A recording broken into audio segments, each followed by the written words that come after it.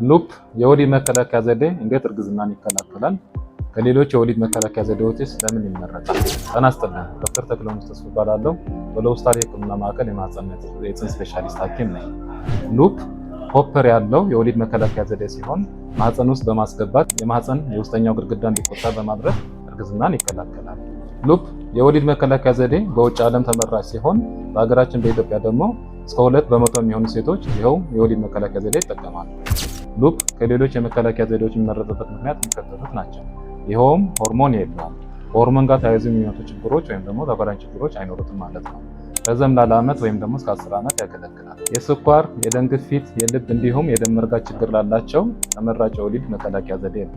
በተጨማሪም አንዳንድ ጥናቶች እንደሚያመላክቱት የማህፀን ግድግዳና የማህፀን ጫፍ ካንሰርን ይከላከላል። ሉፕ መጠቀም የሌለብን መች ነው?